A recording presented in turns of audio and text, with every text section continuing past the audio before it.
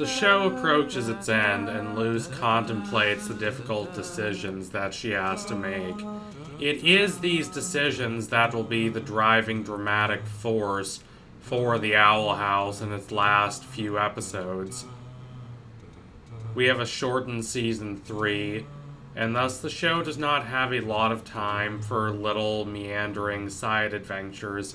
It needs to focus on what really matters to its conclusion. Thankfully, the show has done a great job thus far setting up the remaining storylines in such a position that it can conclude them satisfactorily, if it so chooses, within the allotted time available. It's not an impossible task.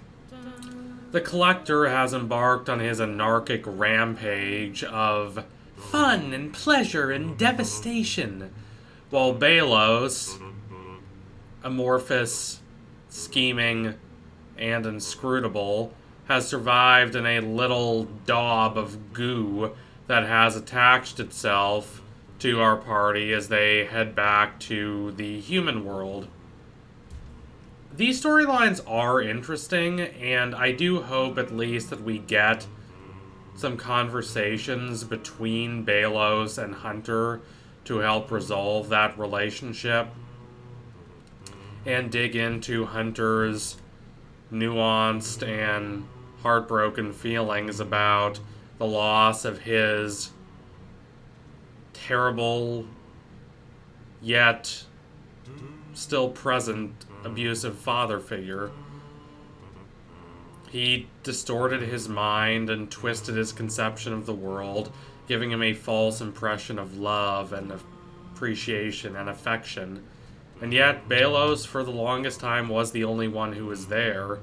Hunter was isolated from everyone else. The others viewed him skeptically at best. Belos was the only one Hunter could really invest his deepest thoughts and anxieties in. And thus losing Belos, however callously Belos was using him, is still a crushing blow for Hunter.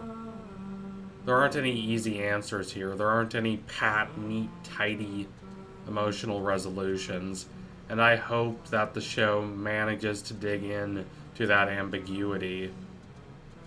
Perhaps we will see Belos attempt to make peace with the damage he has caused and attempt to repent.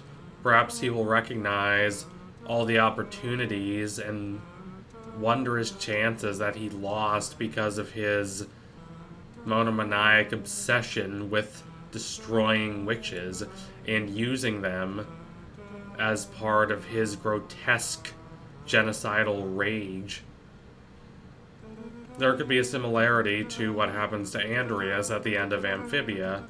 Not a redemption or a forgiveness necessarily, but an opportunity for the villain to make peace with what they've done. But there's no guarantee that the show will do this with Belos, and there's no guarantee that it will even be the best idea for the show to take, considering how rather uncaring and directly venomous Belos has been to everyone around him, including Hunter. Perhaps having his character demonstrate more of a positive side, or at least a questioning side, would be a bit abrupt. But I do think that this side of Belos' character, the emotional side, the psychological side that's involved with his relationship with his lost brother, and above all, his relationship with Hunter and all the previous clones that he made in order to try and recapture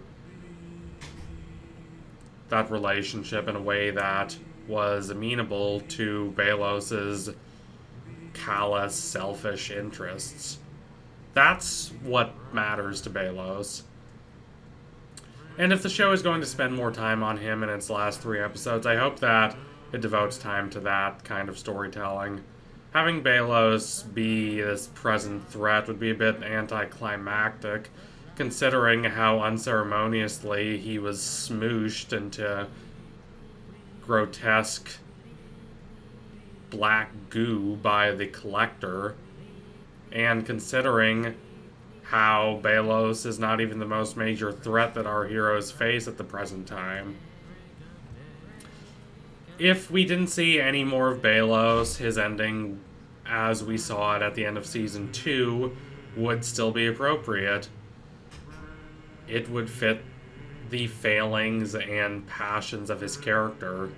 He has been so obsessed with humanity and believing himself this benevolent savior of humanity, this guardian of it against the callous deceptions of the witches.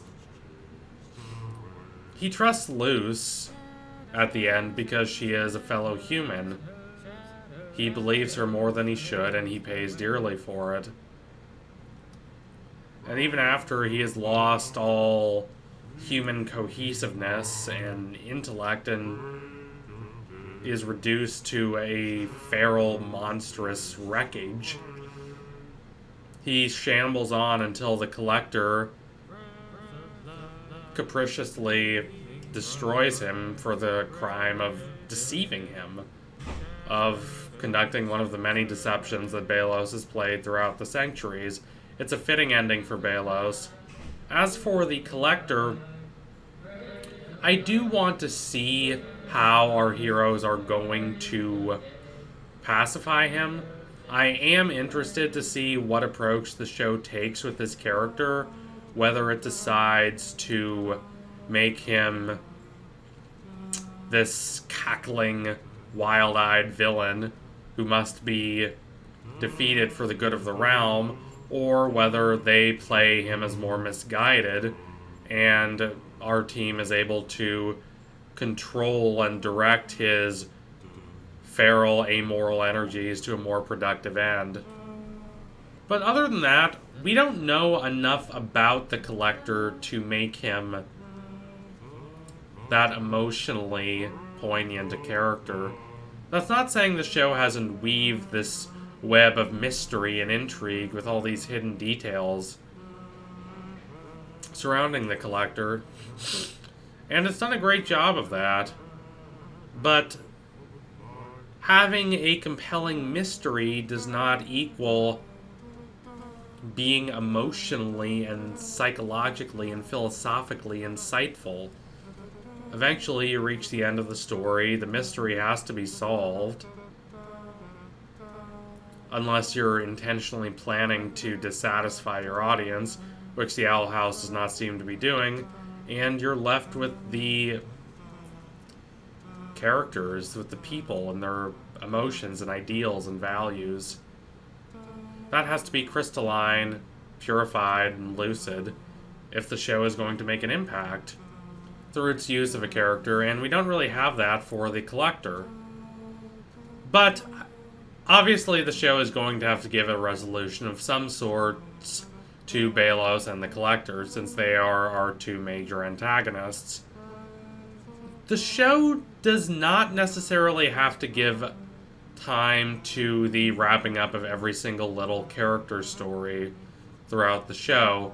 I'm sure there are fans of Gus or Willow who will complain if their fave is not the subject of one of these last 3 episodes, but looking at the show from a holistic standpoint, there is so little time left that the show cannot afford to waste time giving all its attention to side characters.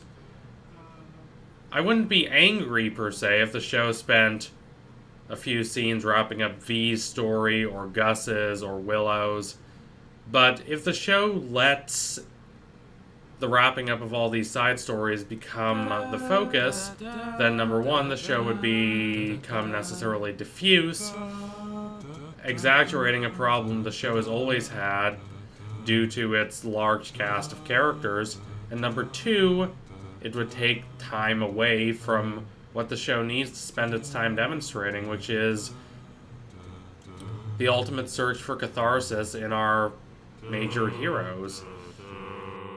On one hand, there is Hunter. He has broken away from Belos. He has reached a point where he has a more stable foundation of nurturing, nourishing relationships than he had before, but his character is still unstable. There's a sense of anxiety and impermanence about where he is right now, that the show, if it wants to create a fulfilling resolution for Hunter and not leave his story feeling unresolved, which seems like it would be the best idea since Hunter is one of our major characters in Season 2, we need to spend more time wrapping up his story. There are a few loose ends that actually matter to the themes and ideas of the show, especially about family. What does that mean? Where does your family come from? How do you form those familial bonds? What's the possibility of forming familial bonds that didn't exist before? What is the process of that? How difficult can it be? What kinds of anxieties and uncertainties does one need to transcend before they can begin to heal well enough to start reaching out and forming a sort of family? All these are questions the show should answer, and I think having a few final scenes between Hunter and Belos Slug would be helpful in solidifying the end of Hunter's story. It is rather unfortunate that the show has to end so quickly. Now, it's not true that the show just randomly got its grandiose third season smushed into a couple episodes. That's not really what happened. The Disney people, whatever their faults, were kind enough to inform Terrace and the rest of her team what would happen long before the start of Season 3, so Season 2 was completely reworked so as to fit Season 3 into these last few episodes. So it's not true that the show is going to necessarily be rushed, but there's still a fundamental sense of not really having everything we were promised. These episodes could be the best in the show, and there would still be a sense of melancholy about them. The show, even if it has a great resolution, will, because of the knowledge of how the third season was shortened, have an air of incompleteness about it. That is a bit similar to what Luz is feeling. She did want to show her girlfriend to her mom. She did want to take Amity and all her friends across the human world, but not under these circumstances. She's been uprooted. She's been deracinated from the world that she knew, from a sense of certainty and continuity, and from her crucial relationships with King and Ida. Franco Moretti, one of the leading historians of the bildungsroman, discusses how the genre has its burgeoning in the early 19th century as the social structures and conventions that defined the pre-modern era began to break down under the pressure of movements toward equality. This is the era of the French Revolution, under the intellectual pressure of the Enlightenment, and perhaps even more pressingly, the economic vicissitudes of the Industrial Revolution, and how that completely broke down these little towns and villages with their own distinct hierarchies and communities, and sent everyone rushing off in the wild, dynamic, terrifying world of the 19th century city.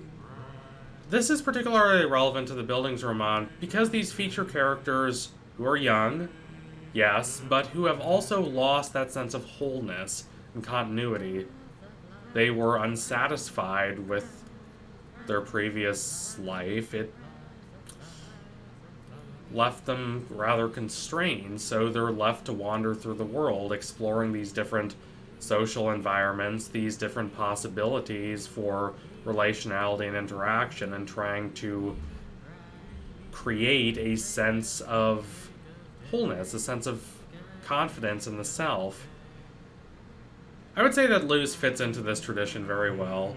She is lost to a certain extent. She was dissatisfied at the beginning of her journey. She's looked for some way to reconcile her world at home with her mom, whom she deeply loves, and all the opportunities and excitement she has in the big, exciting world of the Boiling Isles. She's pressed now in this time of crisis to work out a sort of agreement and a sort of compromise between these different lives she's lived and decide what her path will be for the future. I'm really interested to see what it will be. So thank you all for watching. If you liked what you saw today, don't forget to like, comment, and subscribe. Donate to my Patreon if you can, and you want to see more videos like this before anyone else. Keep watching The Owl House. I can't wait to see what they do with Season 3. What do you think's going to happen? Sound off in the comments. Anyway, tune in soon for next analysis. We'll be coming soon. Promise you that. Thank you all again. Adios, comrades.